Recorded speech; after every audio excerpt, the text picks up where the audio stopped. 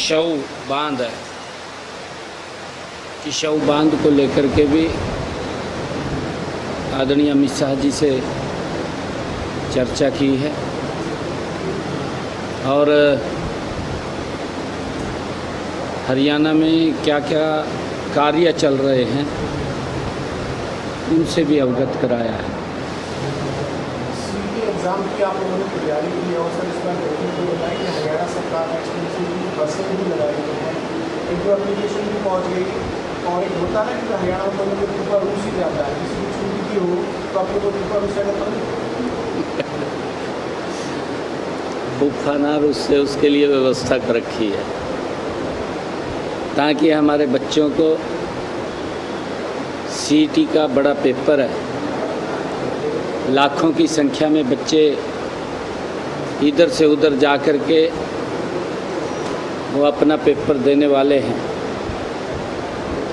हमने बच्चों को कोई पेपर देने में दिक्कत या जुम्मस ना आए उसके लिए हमारी पूर्ण तैयारी है। 26 और 27 तारीख को बच्चे सीटी का पेपर देंगे और हमने व्यवस्थाएं पूरी दुरुस्त कर ली हैं।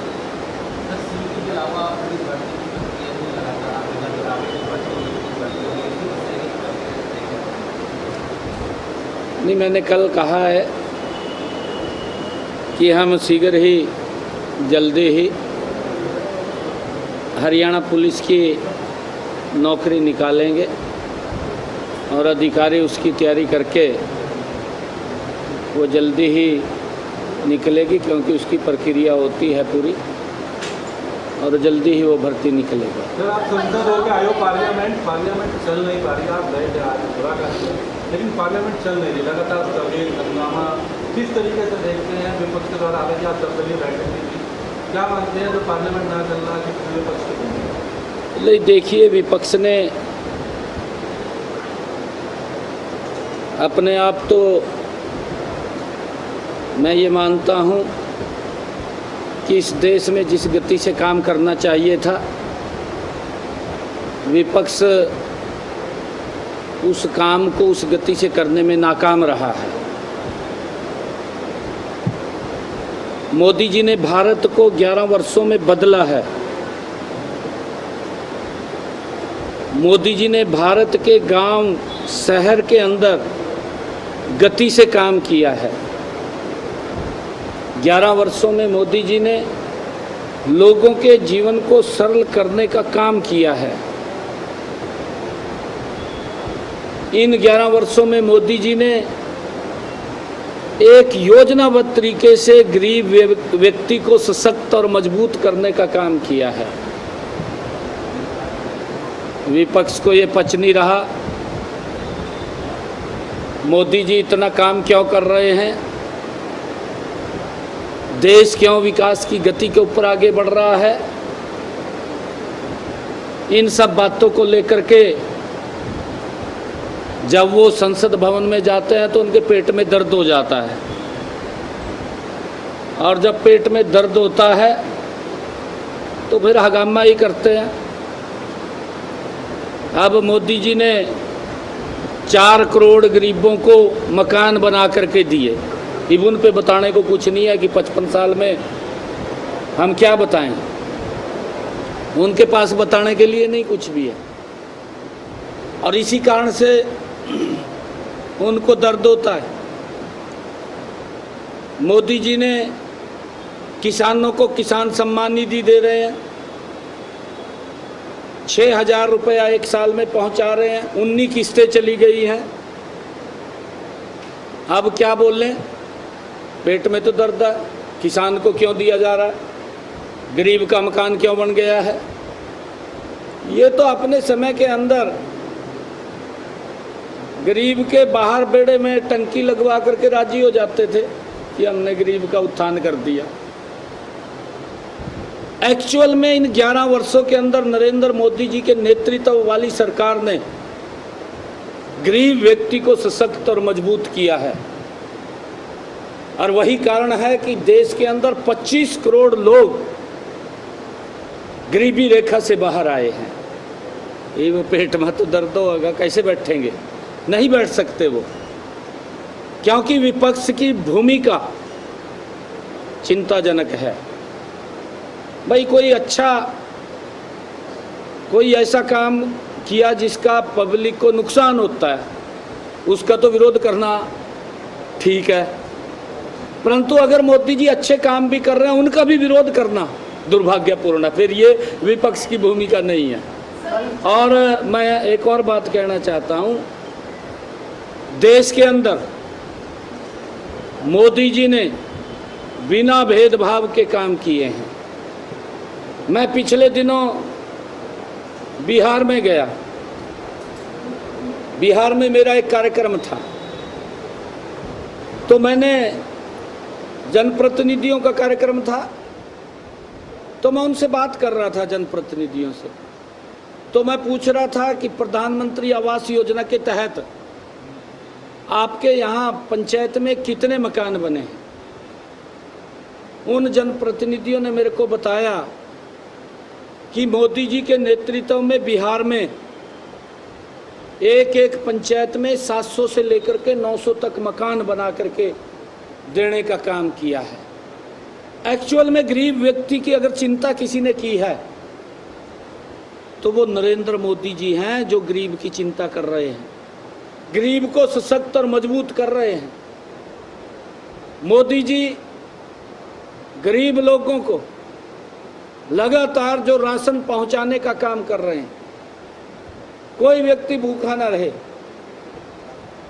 ये कैसे सहन करेंगे? ये तो सहन कर नहीं सकते। पेट में दर्द होता है इन सब बातों को देख करके। क्यों हो रहा है? पेट खराब होता है इनका, तभी ये बैठ नहीं पाते। यही कारण है। भूमिका इनकी विपक्ष की चिंताजनक है। अच्छे कामों का भी विरोध कर रहे हैं। दुर्भाग्यपूर्ण है विपक्ष की भूमिका।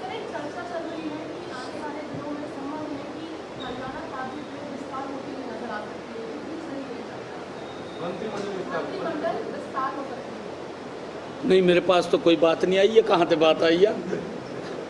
मेरे पास तो कोई बात नहीं आई। आज प्रधानमंत्री को जो है 4078 दिन उन्होंने पूरा किया। देश के दूसरे सबसे लंबे जो है सर्विंग प्राइम मिनिस्टर लगाती हुई पीछे छोड़।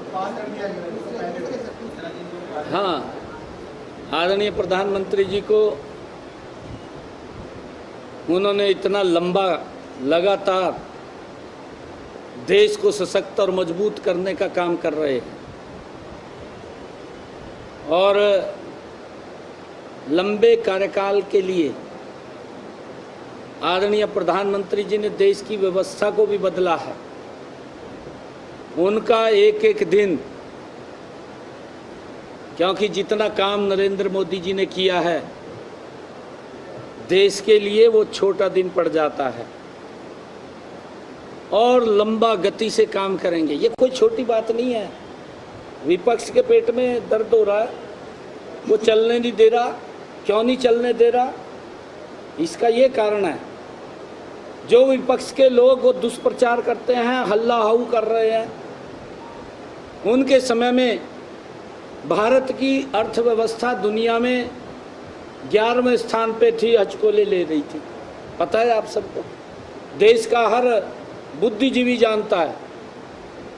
परंतु मोदी जी के नेतृत्व में भारत आज चौथे स्थान के ऊपर दुनिया में आकर के आर्थिक रूप से सशक्त खड़ा हो गया है।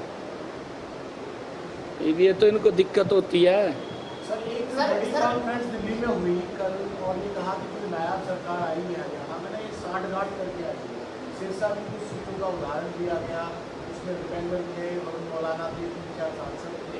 दिल्ली में एक प्रेस कॉन्फ्रेंस हुई और दूसरी पार्टी को गठजोड़ करके आप लोगों के ऊपर नीचे की, ये कांग्रेस के सांसदों ने आरोप लगाए।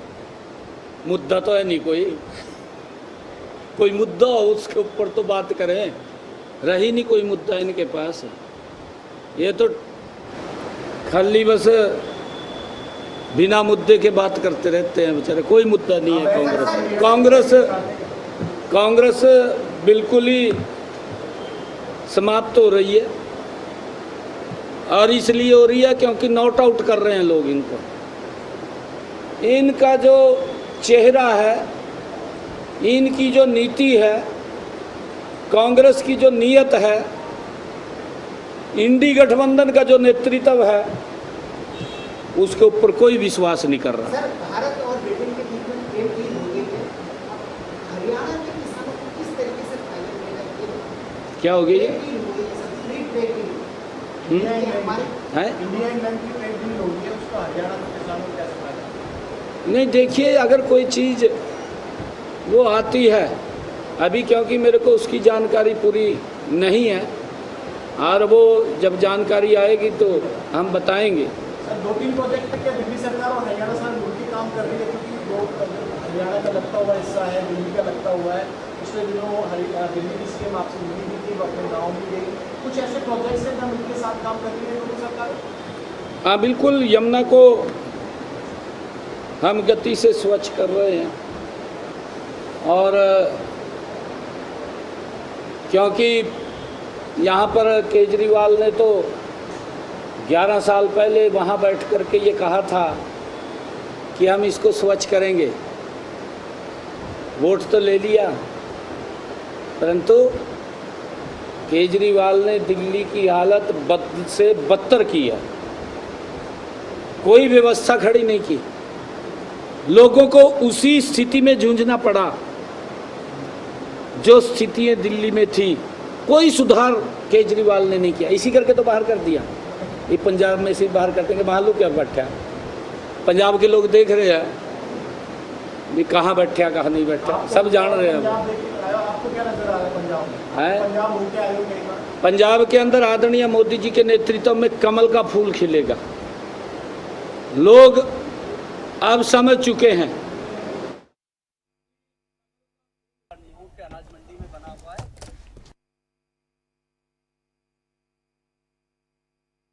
देख रहे हैं, दिल्ली में ये प्रेस कॉन्फ्रेंस कर रहे हैं मुख्यमंत्री, और सीईटी पर भी उन्होंने बात की। इस बीच कांग्रेस पर एक बार फिर निशाना साधा, और उन्होंने विपक्ष पर निशाना साधते हुए कहा कि संसद में विपक्ष के पेट में दर्द होता है, विपक्ष सिर्फ भटकाने का काम करता है।